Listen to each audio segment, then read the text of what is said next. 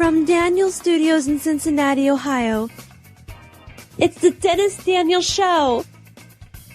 Tonight's guest, voice actress Brina Palencia, and your announcer, me, Belle Dandy. And now, here's your host. He is Cincinnati's next big radio personality, Mr. Dennis Daniel.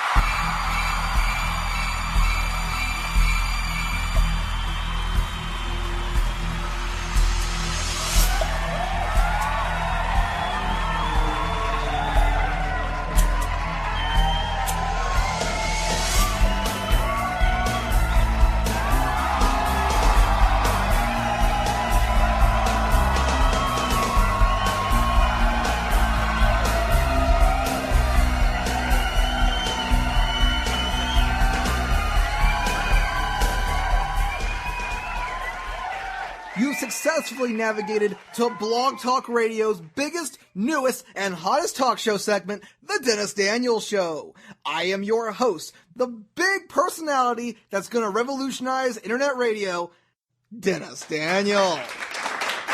And folks, give it up once again for my lovely announcer. She is the one, the only, oh my goddess, Belle Dandy.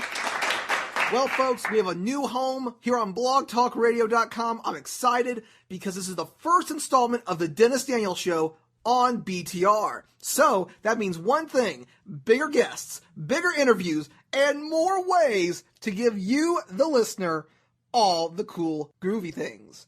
And I'm excited because tonight, in honor of Halloween, we present the first ever Dennis Daniel Show Halloween extravaganza, Dennis Daniel Goes to Hell.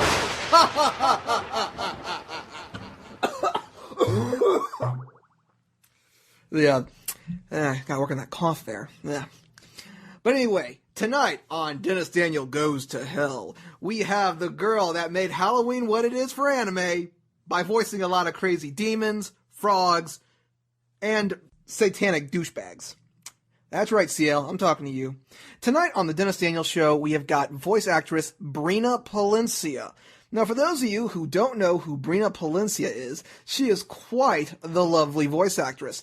She's best known as Holo from the very popular Spice and Wolf, Ai Enma, and this girl puts the hell in Hellgirl from the classic Hellgirl series. She's also Ciel Phantomhive from the classic Black Butler. And if you remember, we talked with J. Michael Tatum earlier this July at the Otaconathon 2012. So we're kind of filling in that Black Butler niche for you guys. You're welcome.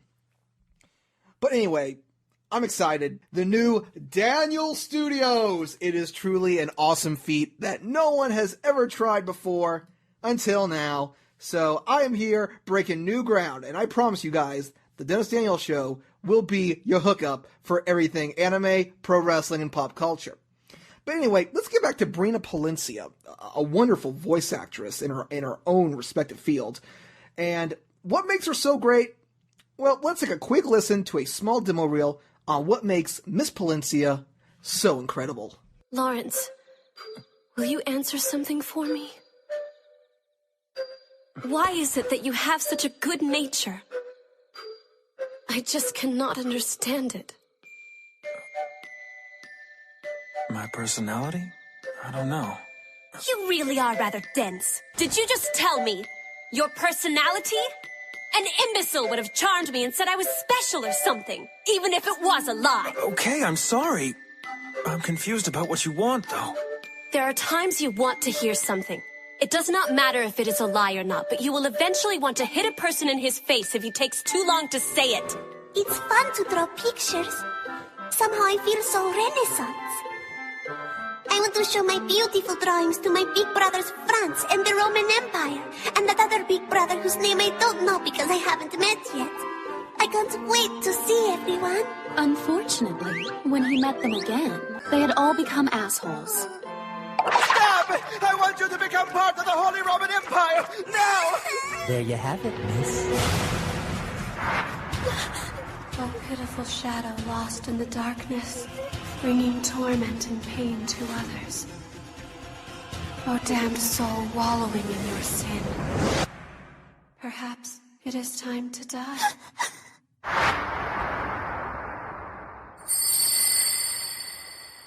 bit hungry and like something sweet to eat. You shouldn't eat now, Master. You don't want to spoil your appetite for dinner with your guest this evening. I don't care about that. Make me a parfait. I'm sorry, sir. Fine then. About the portrait in the hallway. Yes? Take it down. I am Ciel Phantomhive, son of Vincent, and I am the head of the house now. That's Ciel. Man, that guy rubs me the wrong way. Not because he looks like a British pirate. You know, he was pulling the British pirate thing before Jack Sparrow made it cool. But just that guy is just a jerk, and he treats everyone just like trash on that show. But anyway, I guess you gotta understand his backstory to understand why he's that way. I mean, if I was a slave in a cult too, it would probably throw me off my waffles. But anyway, let's get right into this. I'm excited. My guest tonight is a very popular voice actress, best known as Ciel Phantomhive from Black Butler, Ai Enma from Hellgirl, and Little Italy, or as we're going to call it, Littly, from Hitalia Axis Powers. So ladies and gentlemen, give it up for the one, the only, Miss Brina Palencia!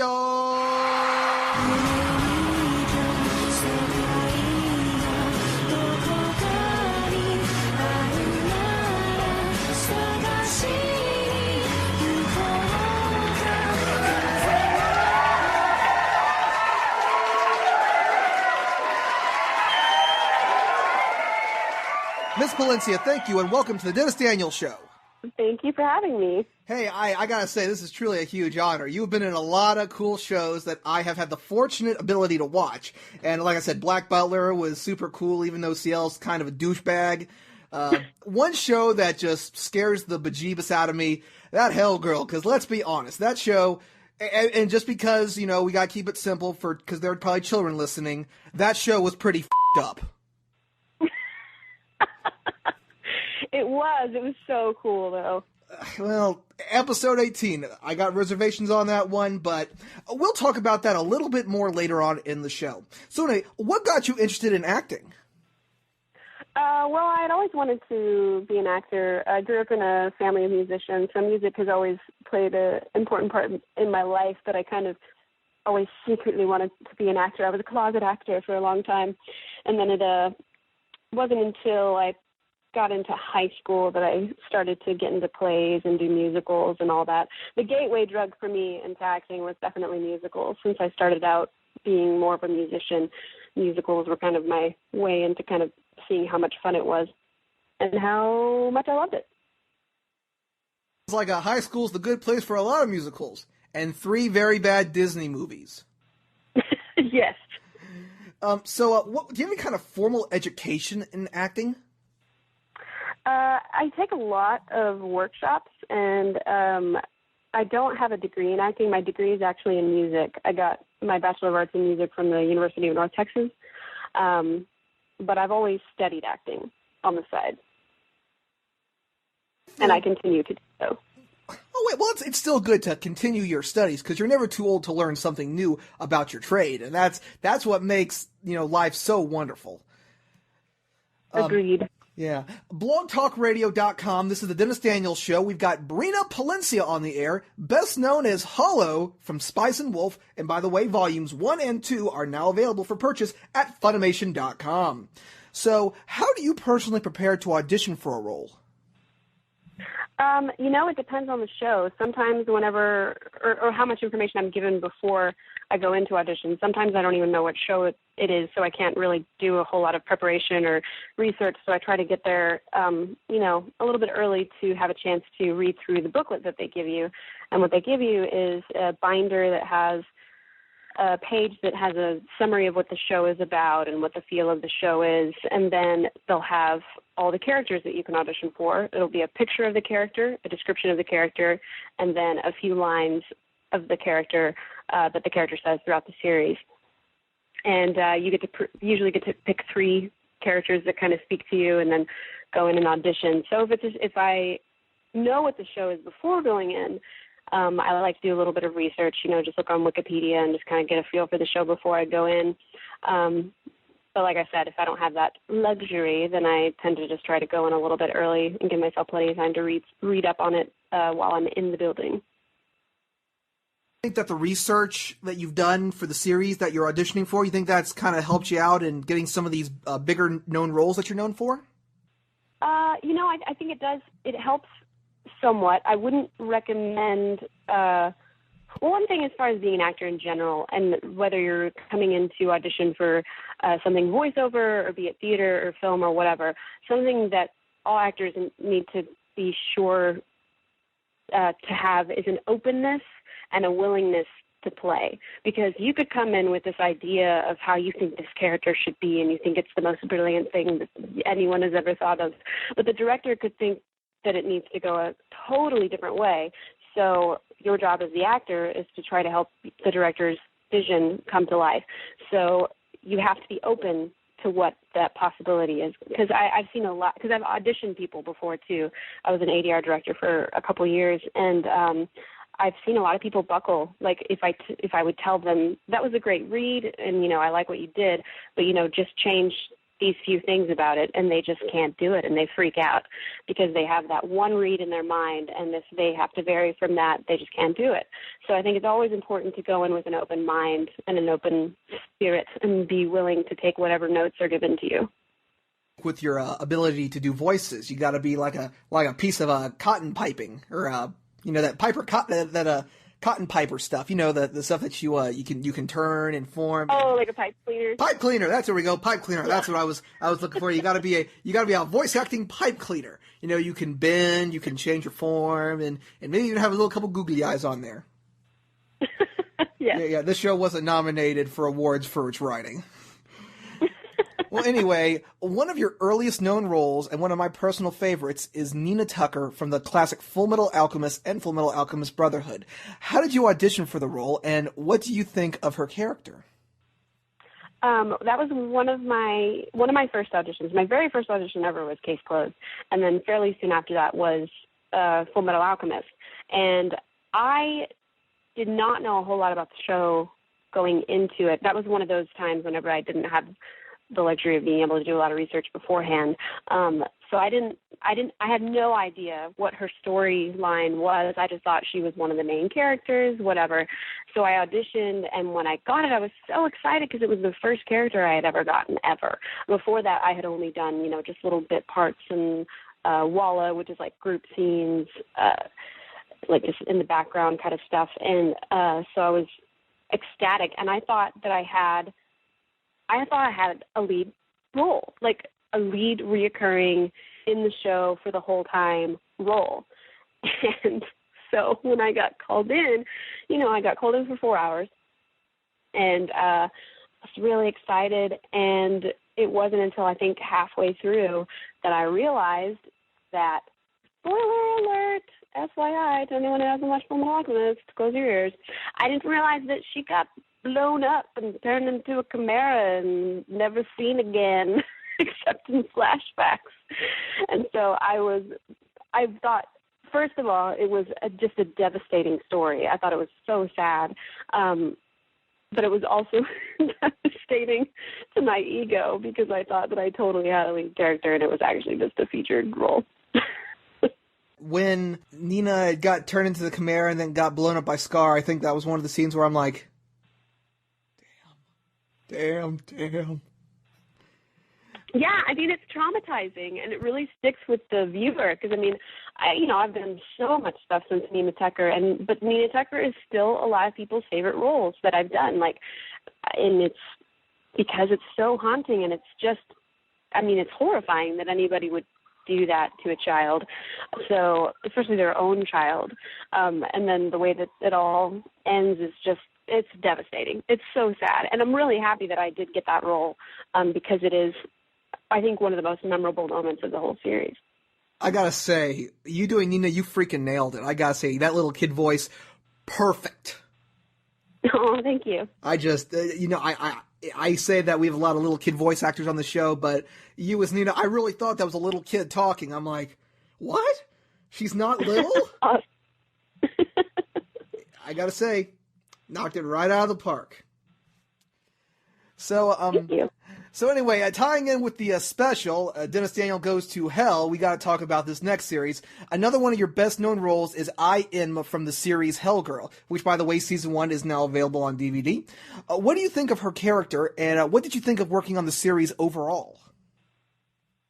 Well, I was really excited to get that part because I love horror. It's one of my favorite genres. And so I just love the premise of the show. And I thought the animation was beautiful, and I thought the story was really compelling. And she was a difficult role for me to do. I think she was the first character that I had that was really breathy like that. And she, had that long, monologue that she gives at the end of every episode. And it took so much breath support. I felt like I was singing whenever I was doing her voice, because it did take a lot of, technique and whatever. I was glad that I had a singing background. But one thing that was funny about it is that it is the same for her, for that character in particular. It's the same thing happens every episode, and I didn't really think about that. So it did, after a while, I just kind of lose track of what actually was happening in the episode, because for me, it always was the same. You know what I mean? So it was fun to go back and watch it and see how it all fell in together and see it as a whole. And because when you're recording, you only get to see what you're doing. So I didn't get to see the other scene, any scene that I was not in. I didn't get to see until it came out.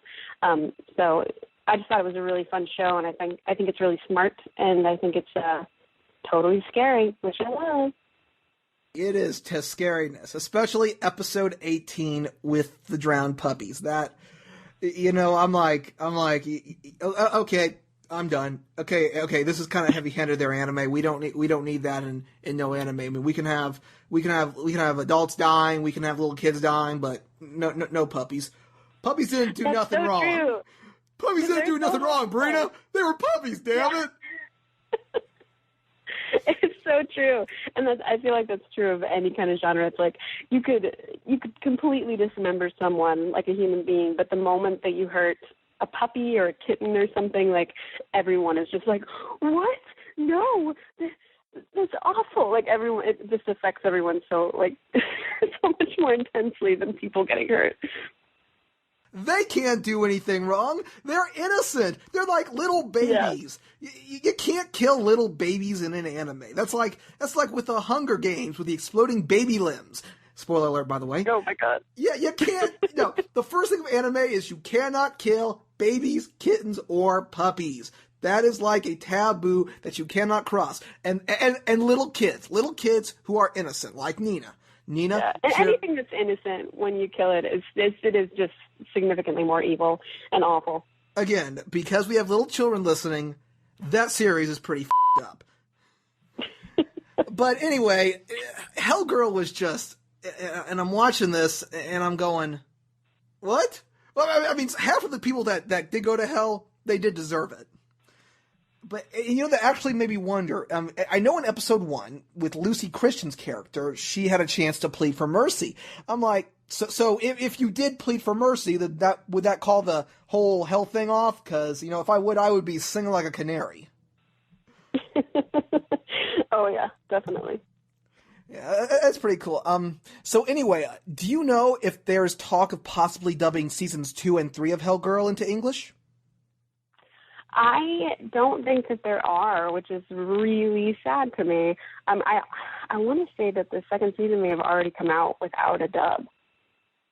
They're pretty fascinating seasons. Season 2 is really good because it involves another character that's tied in with the Hell correspondence. And in the third season, spoiler alert, Hellgirl is killed, and this new girl takes over the role as Hellgirl, and it goes through this creepy transformation. She comes out of her back, and it's all creepy. She essentially becomes she becomes the incarnation of Ai, which allows her to transform into Ai. And there's also a lot of backstory about who's chosen to be the Hellgirl, and who is destined to carry on the Hell correspondence after Ai dies or something. Season 2 and 3 really pick up the ball after season 1 leaving off, and it has a lot of drama. A lot more of the grievances shall be answered and avenged, and you get all your ferry boat riding to hell and stuff. You get all the quality of season 1 in 2 additional seasons. And you get a little more, you scratch the surface a little bit more. And I think that 2 and 3 should be dubbed because you had such a wonderful cast in season 1. You, Todd Haberkorn, even some of the background guys like Vic Mignogna, Kyle Hebert, Greg Ayers. You guys, for a creepy show, you guys did really good on it. Well, thank you very much. Yeah, Tyler Walker was the director for season 1, and I want to say that might have been one of his first. Well, I think Black Cat might have been his first venture into directing, because he was an ADR engineer before that. But I think Hellgirl was one of his first, like one of his earlier works. Walker, Texas Ranger. Really? Yes. Yeah, you've definitely heard that a lot living in Texas. Yeah. Well, hey, it's either that or a Ponderosa joke. Come on here. I got to make these jokes up somehow, Brina. Anyway, BlogTalkRadio.com. This is the Dennis Daniels Show. We've got Brina Palencia on the air, best known as Ai Enma from Hellgirl and Holo from Spice and Wolf. And that actually is a great tangent into our next question. You're also known as Holo from the popular Spice and Wolf. What was it like playing Holo, and what do you like about her character? Holo was awesome because she was a really unique character for me. I based her off of, oh my God, I just blanked on her name, Katharine Hepburn. And Jamie Markey cast that show, and she directed the first few episodes. And whenever I first auditioned, that's not what I based her character off of at all. But for whatever reason, the first day that we were recording together, I want to say I did it as a joke or something at first, and Jamie just said, that's actually a really good idea. I think you could maybe color it with that in mind. And so what I would do is, the way that you record is that we always watch the scene in Japanese first to kind of get an idea of the overall feel and, help us see what's going on and see what the animation is. And so while we're doing that, we get to practice the lines. We have 2 screens, one with the video playing and then one with the script. So I would practice my lines in my best Katharine Hepburn impression. And so whenever we'd go in and record, I would just, let that sort of color the way that she spoke. I didn't do it I didn't do a straight up transatlantic accent or anything like Katharine Hepburn does, but I did do a hint of that. So it was just really fun getting to kind of try a new technique like that. I really haven't watched a lot of Spice and Wolf, but from what I have seen, it is a pretty whimsical show. I just wish that Holo would put some pants on, for Pete's sake. She runs around. I have not seen an anime where a girl has run around naked half the time. You've not? What anime are you watching? Yeah, it's a really messed up story. I'll tell you more about it later. And I gotta say, Holo and Lawrence, they complement each other so well. It's a love-hate relationship. Lawrence loves Holo, and Holo hates him.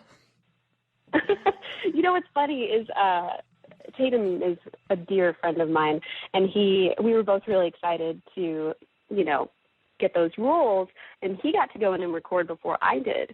And I asked him, so how is it? Like, how do you feel about the show and whatever? And he was like, it's really good. I just, it's crazy because I really feel like it's kind of like what our relationship is like. And I was like, oh, interesting. And so to record, it's like you said, she's so mean to him. It's just like, wow, okay, I guess I'm really mean to Tatum. Oh, you gotta love Tatum. I got to talk with him in July for an interview for the Otaconathon 2012, which you can download, by the way, on iTunes and check out on youtube.com/AllTasteExplosion. He's very nice, and he's got a lot of respect for voice acting. But you two do hit it off. You're like Mike and Molly, or the Two Broke Girls, or whatever CBS is living to the barrel with nowadays. All I know is if you and Tatum are like Holo and Lawrence, now make sure Tatum never has any apples around you. Yeah. Or we can actually coin a new phrase. Gonna be a jerk to Lawrence? Holo. Screw YOLO. How about Holo? There you go, kids. Use that now. Get Get those hipsters out of here. Well, anyway, aside from voice acting, you've also been in several video games, including Mad Moxxi in the recently released Borderlands 2, which I hear from IGN is, getting a 9 out of 10, which is pretty good for a video game. So, what was it like working on the game? And in your opinion, does video game acting differ from voicing in an anime? Yeah, video game acting definitely does differ from anime. In video game voice acting, you do have to do a lot of, exposition and kind of explaining how to play the game. So it is kind of hard. And what I love about Borderlands is that I think the script, especially in Borderlands 2, is brilliant. I think it's so funny. Anthony Birch, I think, is the one who wrote it. I think that's his last name. He is so funny. And I think he does such a good job because sometimes, the video game dialogue, especially when we're trying to explain what the next task is, can be so stale and so boring. And he did such a good job of making every minute of it just really, really fun. The other thing that is different from anime voice acting and video game voice acting is that with video game stuff, first of all, you don't have to match flaps usually. Sometimes there's the rare occasion where you do have to match flaps, meaning match the mouth movements, but it's rare. So you have a lot more freedom as far as what type of read you want to go for.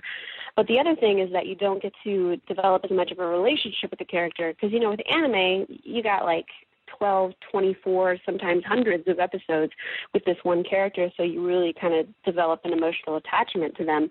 Whereas with video games, usually I see the character once for maybe 4 to 8 hours, and that's it. Which is why I was really happy that Borderlands 2 happened, so I got to play with Mad Moxxi again, so that was cool. Aside from Borderlands 2, back to anime, you're also very popular with the character Tony Chopper from the Funimation dubbing of One Piece. What is voicing him like, and how's the show coming along? He, I think, is one of the cutest things on the face of the planet. So I love voicing him every time that we go into record, which we started recording again, which is really exciting and really fun. I mean, he always just makes me, it's like this weird combination of I always laugh at him, but then always cry for him at the same time. Because he takes everything so seriously, and he's so emotional, and he's so naive, and so he's so easy to trick. And he makes me cry and laugh all at the same time every time that I watch him. He's just so cute and sad and adorable and sweet. I love it.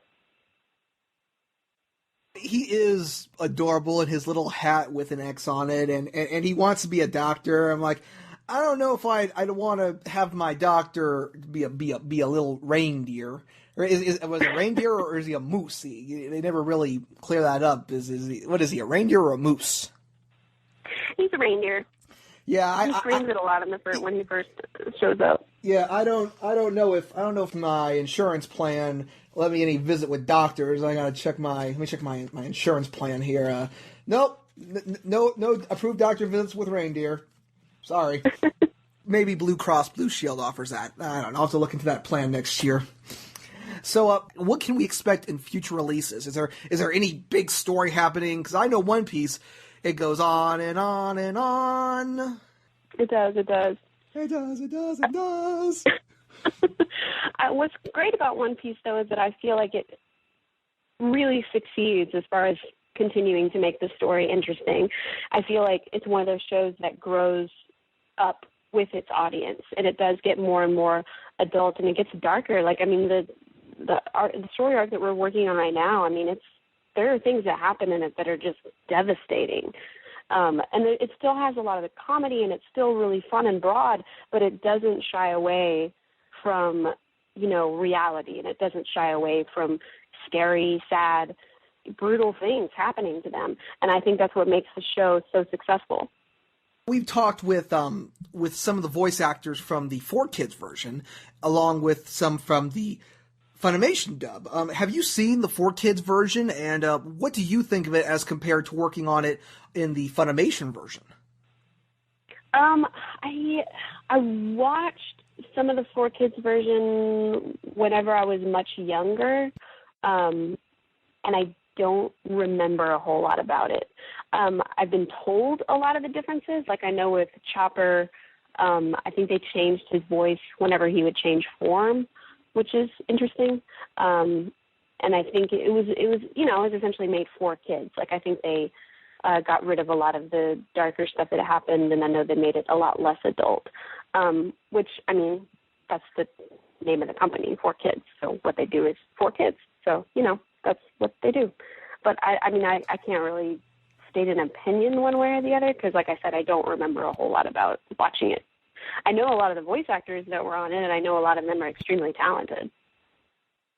One thing about 4Kids is you had one heck of a repertoire of voice actors, and of course we've had several dozen of them on our program, and they are just crackerjack performers. And that's one thing you can't take away from 4Kids. Even though they cut out a lot of good stuff, they at least have a crack voice acting team.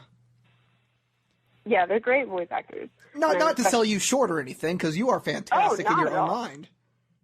Yeah, but I mean, a lot of them have been, in the industry for decades, which I am not old enough to have been in it for decades. So, there are a lot of people that were on it that, I really respect and, are kind of people that I look up to. So it's I can't really say anything bad about it because I know that whatever they did the best to their ability. You know what I mean? And they're amazing. I totally understand. Sure it was great. Oh, yeah. It's totally true. It's awesome. Okay, well, we got fans punching us in the head. Okay, so we'll get right into this. Another one of your best-known roles is Ciel Phantomhive from Black Butler. What was it like working on that show, and what do you think of the relationship he has with Sebastian? Ciel is one of my favorite characters because he is so layered. There are so many things that he has gone through and that he goes through in that series that it's just so cool acting-wise. I mean, there's so much to play with. And I loved having the challenge of doing a dialect. That was really fun. And it's funny, I went to a convention in the UK, and I thought for sure they probably thought I sucked. You know what I mean? And so preemptively on a panel, I was talking about how I did, I voiced Ciel Phantomhive, and I preemptively was like, with my crappy British accent, and everyone was just kind of silent, and one girl raised her hand, and she was like, no, actually, your accent was quite good. And I was like, oh, sweet, awesome. And throughout the whole convention, everybody's like, yeah, no, you did a great job. That was really good. And I was like, oh, cool, all right. I guess I don't have to make fun of myself. Awesome. Jolly good performance. It was as tasty as some sort of meat-filled pie.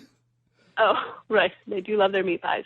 Oh, here we go with the Big Ben loving, God Save the Queen, punk came from England, where my tea and biscuits, we call it a lift. It's not busy, it's engaged. Benny Hill watching Monty Python quoting John Cleese with the How's Your Father?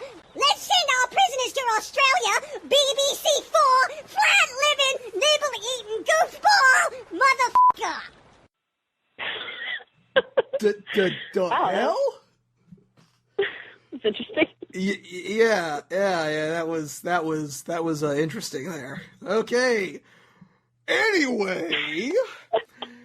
Okay. Hey, I'm trying to regain my composure after hearing that.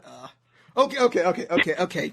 Well, anyway, aside from doing the voice acting in anime, you also do an online web series called the Troubadours. Can you tell us a little bit about that? I would love to. The Troubadours is a musical comedy, and it's about a group of college students who go caroling door to door for a new holiday every week because they were rejected from the top choir at the university, and that top choir has a stronghold on all the performance venues in their city. So they decide to just go door to door and sing their music.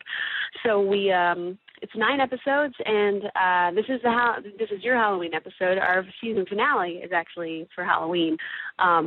So we have 7 episodes out right now. Our next episode is for Mother-in-Law Day. We have a new episode that comes out every Sunday. So if you go to www.thetroubadours, troubadours.com.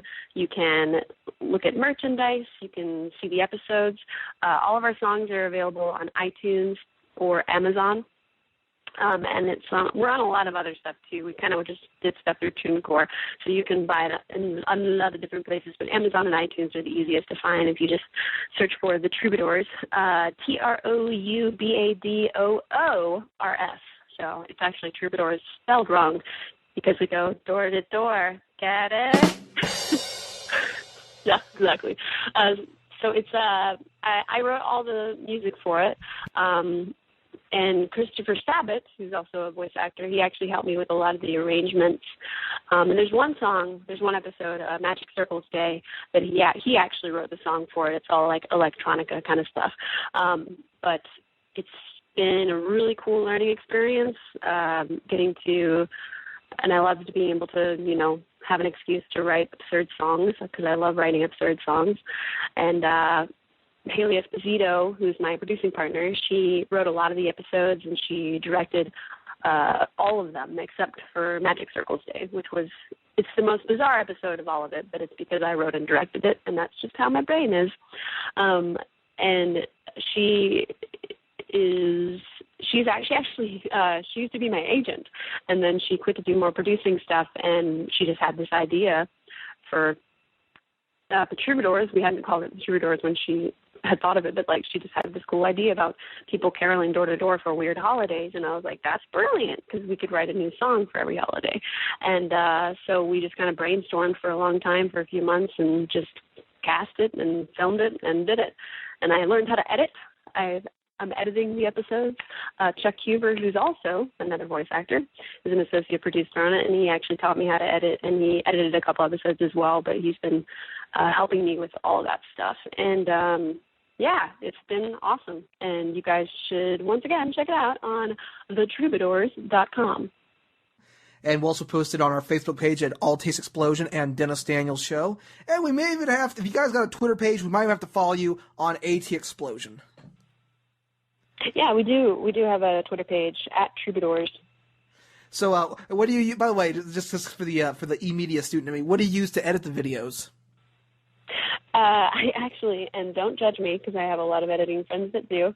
I use Final Cut 10. What's wrong with Final Cut? Final Cut's awesome. Yeah, Final Cut is awesome, but I use 10, which I have a lot of friends that use 7, and they swear by 7, and they hate 10 with a passion.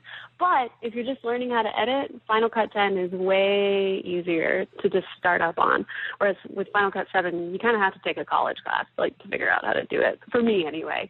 And most people that I talked to did take a college course on it, and that's why they love it. But for me, having to teach myself, it was just so much easier on Final Cut 10. I majored in Final Cut Pro. Well, majored in electronic media at UC, but... Oh, okay. Yeah, that's where all this radio jargon comes from. The good old University of Cincinnati. Cheap plug. Oh, yeah. Yeah. See if you can get your hands on Avid. Ooh, you will have a lot of fun with Avid. Yeah, I have a friend that uses Avid, and he totally swears by it. Yeah, but it's way too expensive. That's the problem. You like this industry style software, but you got to pay an arm and a leg for it. Oh yeah, definitely. Yeah. I've unfortunately started to be really into plugins, which get real expensive real fast. The plugin can be even more expensive than the software itself. It's like with a DSLR camera. You can have a $700 base like I do with the Rebel T2i, and then you find a lens that's like $1,200. So I'm like, how is that possible? Oh, yeah, yeah, we shot everything for Troubadours. We shot everything on a 7D and a Canon and the 5D Mark III, which is awesome, by the way. Oh yes, I love my Rebel T2i. I love it. Yeah, it's but I don't know where I was going with that. I think I was just bragging about my gear. Oh yeah, the lenses. The lenses are crazy expensive. It's like okay. There should be a law where you can't have your lens more expensive than the camera itself. If I can buy 5 lenses for the price of 1, that's messed up. Yeah.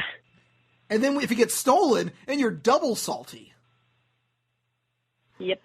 Well, all of our gear is insured. I highly recommend it.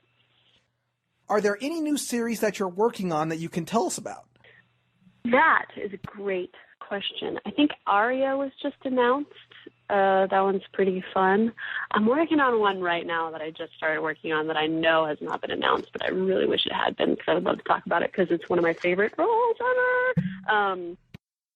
But, gosh, yeah, I think Aria is the only one that I know for sure that has been announced that I've done recently. Oh, and C, Control C. That one is, I think they have posted some dubbed episodes on the Funimation website now, or on their YouTube channel, maybe both, I'm not sure. But that one is really cool. I did that one a long time ago, though, so it's kind of interesting that it's, like, I get confused as far as the dates of when things come out. But that one's really good. Some people have compared it to, like, because it's about economics, like a lot of people have said that it's kind of like Spice and Wolf meets The Matrix. Pretty fancy, and you play Mashiu. Yes, Mashiu. Who is a girl with horns. Oh, sign me up! That sounds like an anime I could get into. It does look. It does kind of a Spice and Wolf Matrix look. I'm just looking at the cover of the Blu-ray disc, and yeah, it looks like it does look kind of a Spice Wolfy Matrixy kind of doodad. Yeah. Is this going to be one of those political BS anime like when you were Georgie and Shin-chan? Because that got really political. No, it definitely does not get political like Shin-chan. I don't think anything gets political like Shin-chan. Nothing gets anything like Shin-chan does. Shin-chan goes everywhere with that series. And it's hard to believe that was a show for kids, and Funimation, they just turned it into an adult show, and I'm like, bravo, Funimation. Yeah. Yeah, I actually think Shin-chan actually ran like in Australia on Fox Kids. Oh yeah, it ran in Honduras. I'm half Honduran. I remember recognizing the animation style whenever I auditioned for it, and I was like, why does that look so familiar? And it's really popular in Latin America. I'm pretty certain that I probably watched it when I was little. It's weird because the quality, varies from episode to episode. I'm like, okay, you got some nice high quality here, then you got some, what the hell? Crayon drawings? It's like, it's what? Did they switch a creative artist every episode for some reason? They're like, okay, we're gonna have a high quality episode here, then we're gonna tie the bridge with a really cheapy quality done, and then for the ending we'll do a stick figure. I think it was especially more apparent, though, in the way that Funimation did it, because they jumped around. And I might be making this up, but I'm pretty sure that they didn't do anything in order. They jumped around a lot in episodes and seasons because they're trying to find the best episode to adapt into the style that they were doing. I think everyone only cares about Chris Sabat going, lesbians! Who doesn't like Chris Sabat yelling lesbians? Yeah, well, anyway, Sabat's a great guy. I love that guy. I mean, he's the only guy I know that can make saying lesbian sound manly in that voice. and he actually makes Pink Sparkles very manly in Fullmetal Alchemist as Armstrong. And Armstrong's one of my personal favorites. So you can't. Of course, Nina. Gotta give props for Nina. That's still super duper Saturino. Well, anyway, we're going to go ahead and jump right into some listener questions. If you have a question for Brina, tweet it to us at ATExplosion, or opening up the brand new shrimp line. If you want to talk to her right now, give us a call at area code 347-884-9149. That's area code 347-884-9149. Okay, our first question actually comes from, let's see, right here, Brittany Jerome. Will there be a Black Butler Season 3? Also, who is your favorite character in the series, besides Ciel? Right. I am not aware of there being a Black Butler Season 3. I certainly hope that there is. But as far as I know, I have not heard of one. And my favorite character, besides myself, in the series is, I gotta say Sebastian. He's totally my favorite, and he's totally hot. Yeah, for being a demon, he is awfully hot. He is. He's a sexy man. Yeah, why is that? Why is he a sexy man? He is a sexy beast, but no one knows why. It's the confidence. Yeah. It's always the confidence. I was watching the first episode, and the maid, she trips, and he catches like 5 boxes in one hand. I'm like, challenge accepted. No, not really. I would have dropped those things quicker than a bad habit. But it's really cool. For a demon, Sebastian really is awesome, and he's a butler, and he's sophisticated. Yes. Yeah. I think one of my personal favorites is I don't know if it's Greel or Greeley. Is it? Oh, Grell. Grell, or as I like to call him/her, Chainsaw Charlie. Yeah, Grell. That was Daniel Frederick played him, and it's actually kind of funny. The first film that I ever did, called High Schooler's Guide to College Parties, he was in that. He was in that, and I, whenever he first auditioned at Funimation, Colleen noticed that he was in that, and so she was like, "Hey, do you know this guy?" And I was like, "Oh yeah," and she was like, "Douchebag or not?" And I was like, "Totally not. Really nice guy. You should cast him." And so she did, and it turned out he was awesome. You aside from the Troubadours, which I love that name, Troubadours. Yeah. I can't wait for the behind the music episode where they feature that, or the biography. Tonight on Biography, the story of the Troubadours. Then tomorrow night, funny voice actress Brina Palencia. Tonight on Biography. Thank you. Yeah, I know. Aside from doing the voice acting, you also have sung several of the theme songs, and may I say, I am a huge fan of "Party Join Us." Oh, thank you. Because you can party, join us, party, join us, party, join us, do. I especially like your rendition of it. It's lovely. Oh yeah, well you got the, or we could do the Christopher Walken, the party, join us. You can party, join us. Where's the cowbell? Party, join us is great, but it needs more cowbell.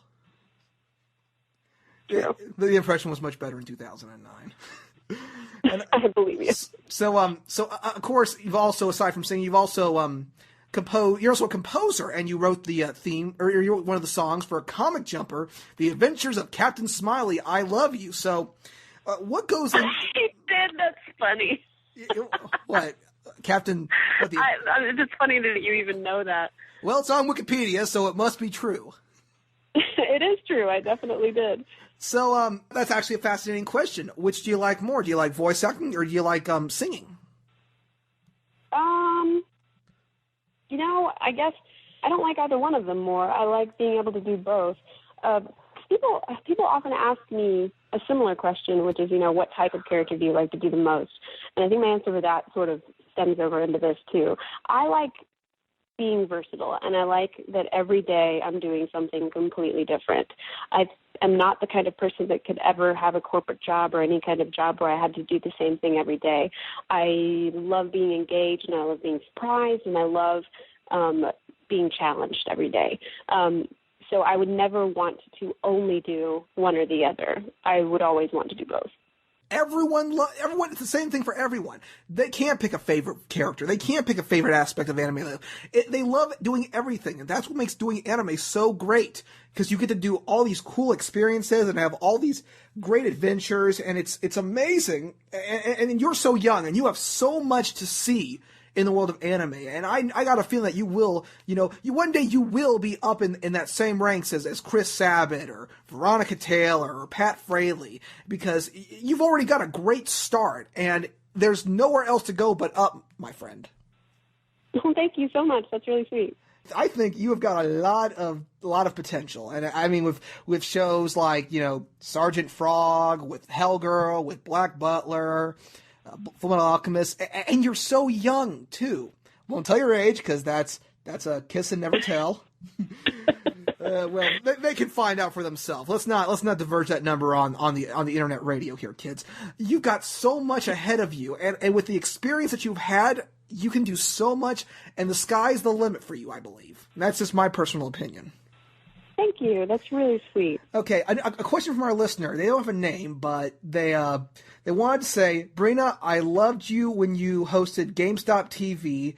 What was that like, and did you enjoy it? Yeah, GameStop was a great gig. I did it for 3 years, and it's one of those gigs that in Dallas, because I'm based in Dallas, it's one of those gigs that every actor in Dallas wants, because one thing about being an actor, you never know where your next paycheck's coming from. Whereas with GameStop, it's a really consistent gig that pays really well, and they're really nice. I mean, they're just really nice people, and it was a great gig, while I had it, and I'll always look on it fondly. And I learned so much doing that show. I'd never done any hosting before then, and so it was a whole new skill that I got to cultivate. And what was cool, extra cool about it, was working with Chris Burnett, which I don't know if a lot of people know. He's a voice actor too, and if there are any Romeo x Juliet fans out there, he was the Romeo to my Juliet. And so it was really fun, getting to work with him in that capacity after having worked with him on that show. And I bet it's nothing like that Shakespeare book. I bet it's better. It's actually pretty cool. It's a really creative twist on it, I think. Okay. Well, actually, Brina, we have a caller. Okay. Caller, what's your name? Hi, I'm Lily. Hi, Lily. What's your question for Brina? I've been watching the Troubadours, and I was wondering what your favorite episode or moment on the show is. Ooh, that's a tough one. My partner Haley and I have actually been talking about this a lot lately. Actually,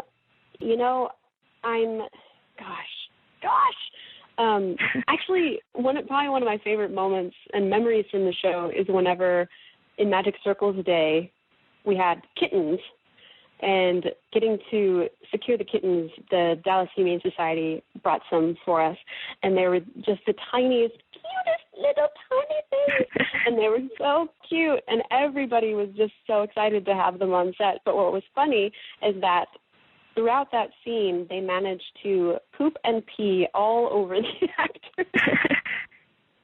So they were having, we were having to, and we were really short on time, so we were like, you can't go clean it up. Sorry, you have to keep going. You have to keep going. We don't have time. And so that was a really funny moment. And I really love, as far as editing, I learned the most doing Comic Book Day. So I think that one's always going to be one of my favorites. Comic Book Day and Magic Circles Day, I learned a lot about, effects and keyframing and all that. And so those two will always have a special place in my heart as far as editing. And I'm also a really big fan of the episode that just came out, National Bosses Day. Because it's one of the first times that we really get to see a lot about Camille, because I feel like she's been kind of one of the quieter characters throughout the series.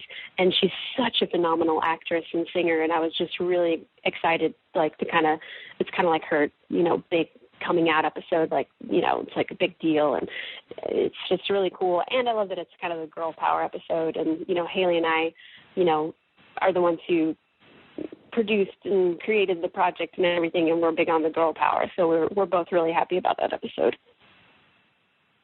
Okay. Can I ask one more question? Sure, go right ahead. Okay. What was the greatest challenge you faced when making the Troubadours? Good question. That's a great question. There were a lot of challenges. It was a really big learning experience. I think the biggest challenge for us was probably figuring out how to pay for it, finding the money for it. And we had a really awesome Kickstarter campaign where a lot of people, donated and helped us out, and that's totally what made it possible. And I think second to that, and maybe not even second to that, probably equal to that, is learning how to edit. I had never edited anything before, and this was a really big undertaking. So learning how to edit has essentially taken over my entire life. We have everything done and edited pretty much with the exception of the season finale, and we're working on the season finale now. And whenever I finish that, I've told a lot of people, I feel like I'm so excited about it. I feel like I'm graduating college, because it has been just a really intense, just trial by fire kind of experience.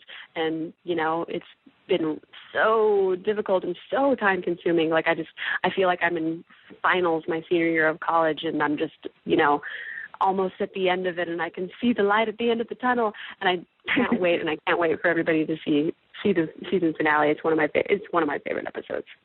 So yeah, I'd say those two are probably the hardest for me.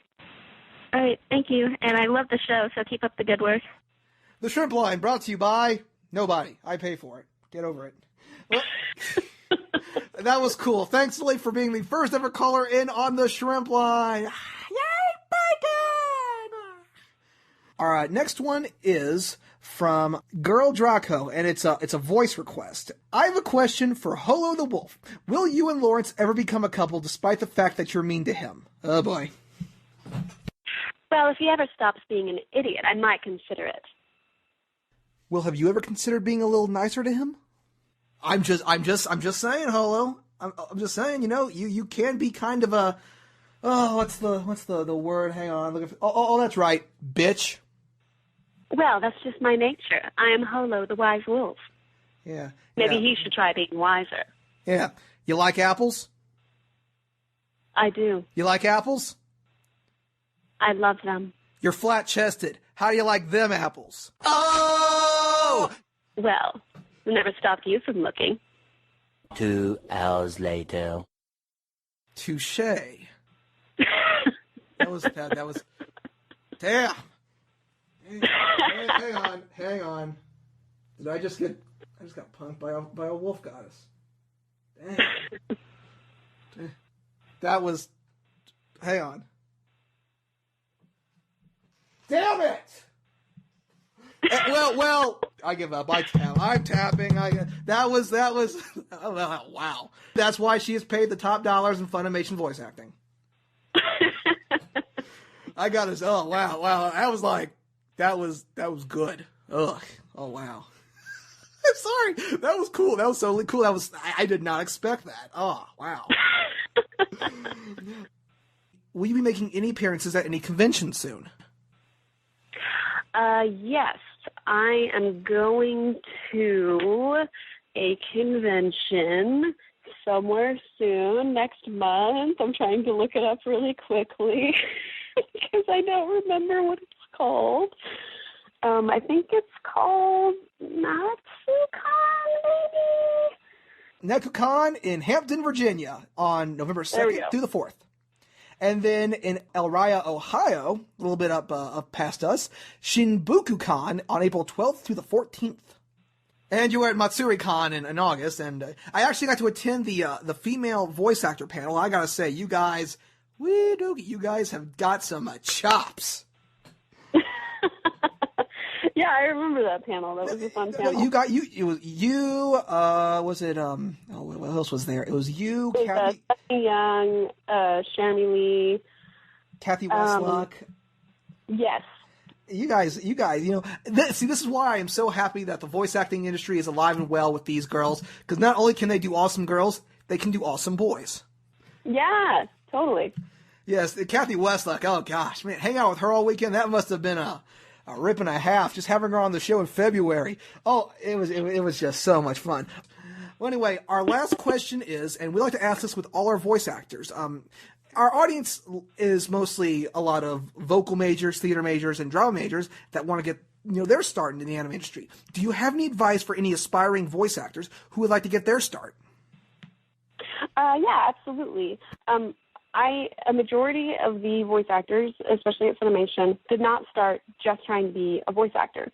A lot of us, most of us, if not all of us, had a background doing theater or film or some other form of acting.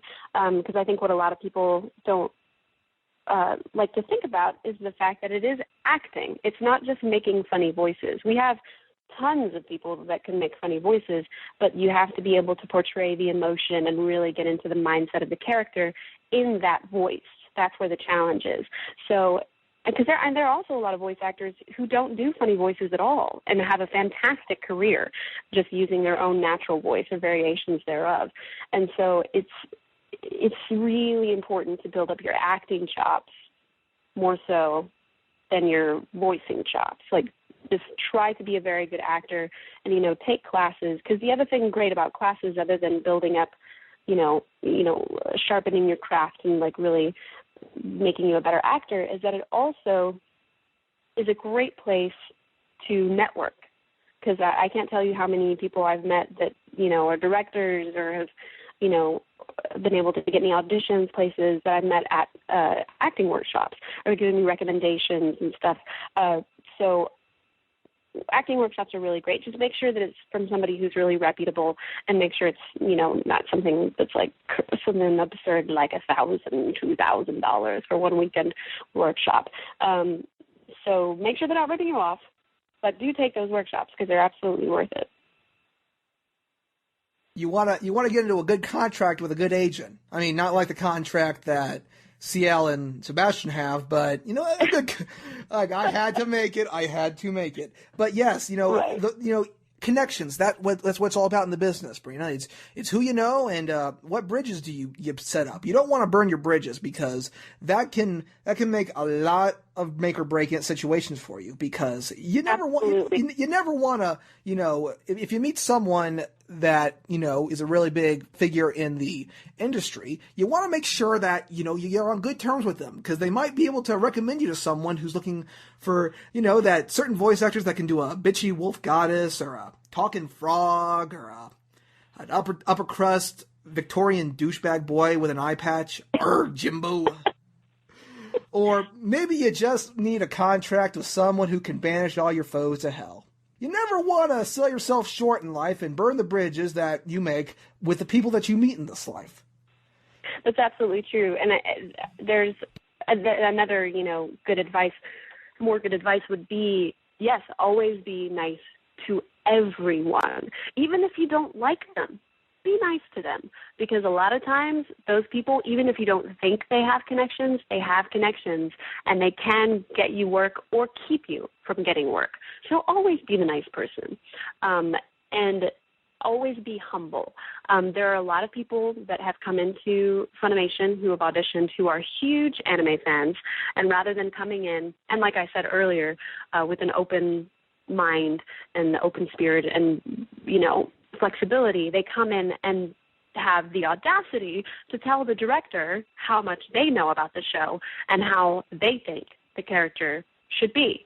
And that is a guaranteed way to never get called again. Not only will you not get cast in that role, you will never set foot in that building again. It just won't happen. They don't put up with anybody who has any sort of arrogant attitude or feels like they deserve something because they know the show. You have to come in with utter humility.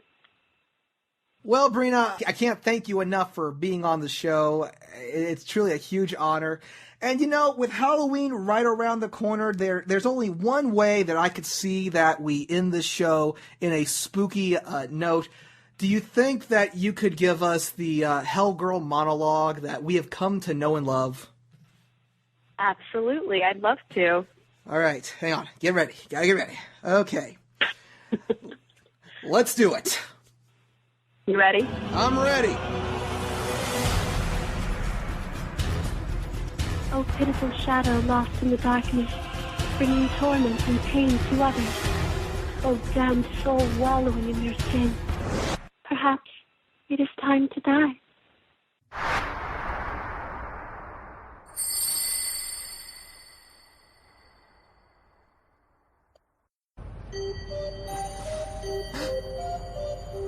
Whoa. This isn't the studio. Floating candles. That request wasn't a request. We're not going to... This is vengeance. So I'm to ferry you to hell. Whoa, stop the music. Stop the music. If I do have to go down there, can we at least go down there in some style? A little something like this?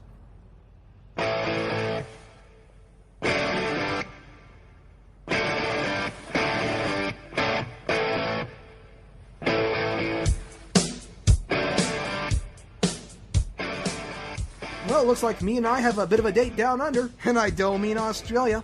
Brina, thanks so much for being on the program. Guys, check out her great shows on Netflix with Sergeant Frog, Black Butler, Casher and Sins. Check out Funimation.com to find out how you can purchase some of the awesome shows she has been in. And check out the Troubadours, Troubadours.com for more information. We'll have a link to the All Taste Explosion website. We'll see you guys down the road. I hope. See y'all next week. Happy Halloween. All right, let's roll.